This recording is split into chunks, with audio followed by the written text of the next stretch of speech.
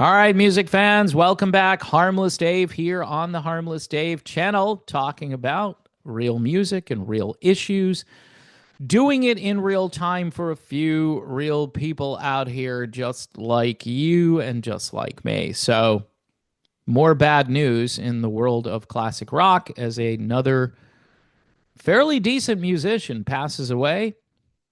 His name is Toby Myers. Now, Toby was the bass player for John Mellencamp, formerly known as John Cougar Mellencamp and formerly known as Johnny Cougar. Uh, he was 75 years old, and I looked around to try to find out what happened to Toby Myers. He was also in this really cool band called Roadmaster. All right.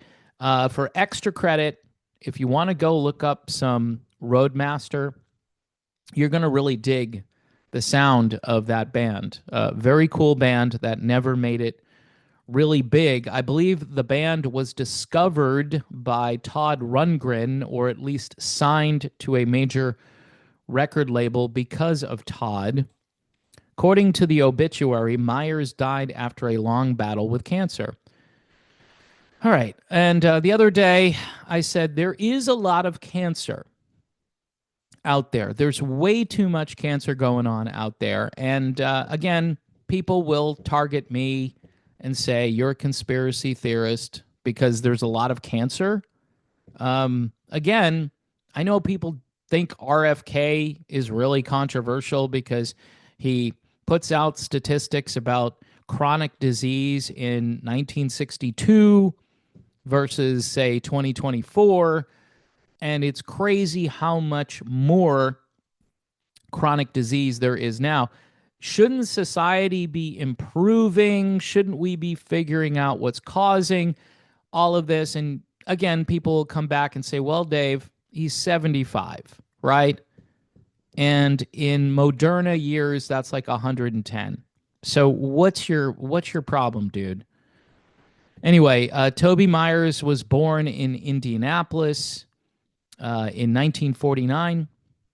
He began cultivating his bass skills in a music shop next to where his mother did the family's laundry in his hometown of Traders Point.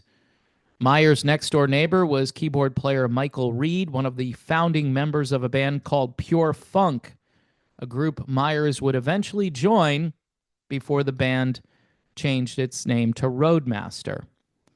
And here's the story about Todd Rundgren. The band was eventually discovered by Todd, which led them to a record deal, and they released 4 albums with the Village Mercury Records label. Now, the album I went and listened to, because I had never heard of Roadmaster, was an album called Sweet Music, and it's really good. It is really sweet music, so I would recommend listening to that. You know, a lot of people are going back and finding this stuff that either didn't make it the first time around or stuff that they listened to maybe a couple of times and forgot about. Why people are doing that? Because all of today's crap pretty much sucks. Okay, sorry, this is kind of a strong word. I repent of that word, but there's no getting around it. A lot of these bigger channels that I'm not really competing with anymore because I lost the 82,000 subscribers I had, and now I'm at like 2,500 or something. Like Rick Beato, for instance, he talks a lot about what's going on in today's music. So I would recommend going back in time and finding the stuff that you didn't hear the first time. You know, a lot of the records behind me are records that maybe I listened to a little bit when they came out, or maybe I knew something about the artist, but I really didn't, do a deep dive into it. Go listen to Roadmaster, all right? Maybe do it in honor of the late, great Toby Myers, who spent quite a long time with John Mellencamp from 1982 to 1999. And yes, an Indiana native, so I guess he was perfect for Mellencamp's band. He seems to have kind of a funky bass playing style, which is pretty cool. Anyway, after his experience with Roadmaster, Myers toured around the globe and recorded with Mellencamp from 82 to 99. Myers decided to hang it up, though, as his son Cash was born in 1999. He practiced his craft in his studio and rehearsal space in Nashville, Tennessee. In a television interview, Myers discussed Mellencamp's recording process and the way they would try to write songs.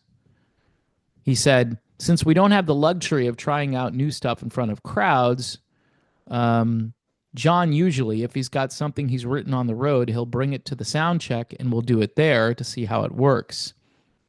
You can pretty much tell in the big room how it's going to work out." So Hard Times for a Common Man later changed to Honest Man. One of the tunes on the current record worked out on the last tour. So that's how he does it. So seems like he was really plugged in as a musician. Seems like he was a high quality musician, and he's no longer here.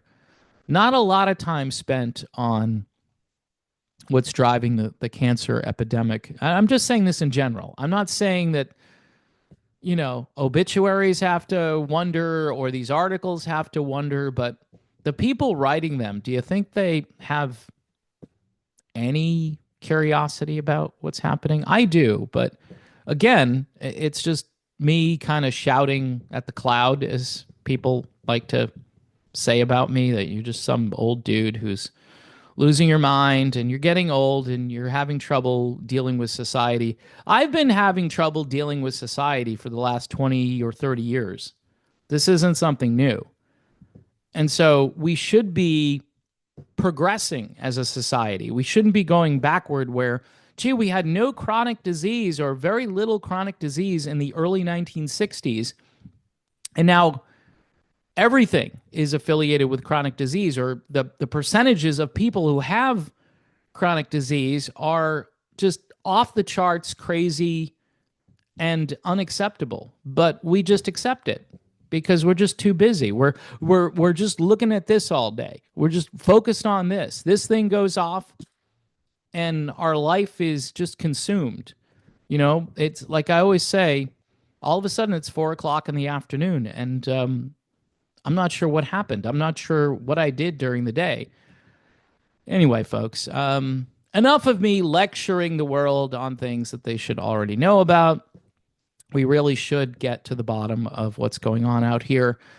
And, you know, my other theory about what's happening, just discount that. Just say, okay, that's not the problem, right? And you know what I'm talking about. The stuff from 2020, 2021, you know, just put that aside. All right. Even before that, we had a chronic disease epidemic in this country. And that period of time apparently has only exacerbated the problem. So should people look into this? Is 75 old enough? Should we just, you know, Sammy Hagar is older than 75. There are, Eric Clapton is approaching 80. I mean, should we just not worry about anybody over 65 and say, hey, you lived a full life. At this point, dude, don't expect to live a whole lot more. Some people work their butt off and then they retire and then they have like 2 or 3 years to quote unquote enjoy their life. That makes no sense. All right. But that's how we've set up society.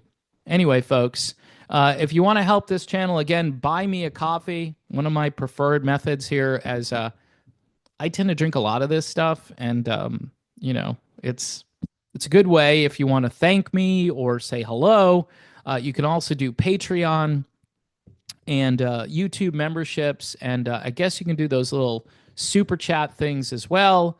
I'm doing what I can do here to keep this thing going. I'm not as enthusiastic as I used to be, because when you lose a channel with 82,000 subscribers, or they freeze it and you can't upload to it, it's almost like you could see it across the street. It's like, there it is over there.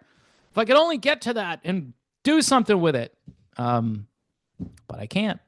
So people keep saying, well, maybe Elon Musk will buy YouTube. I don't think he's going to buy YouTube. He might buy TikTok, but I think YouTube would be too expensive. The whole Google corporation would just be like worth trillions of dollars, and you'd have to have, I don't know who you'd have to have a combination of people that decide that, yeah, we want to buy this and we want to make it so people can say what they need to say and not worry about stuff. But yeah, it's going to be a long time, I think, before that happens, if it ever does.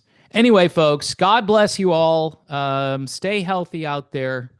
Look into taking care of yourself, especially as you age. You know, life is short, but guess what? It doesn't have to be shorter than it's supposed to be. All right? That's my lesson here. That's my parting advice. Life shouldn't be shorter than it has to be.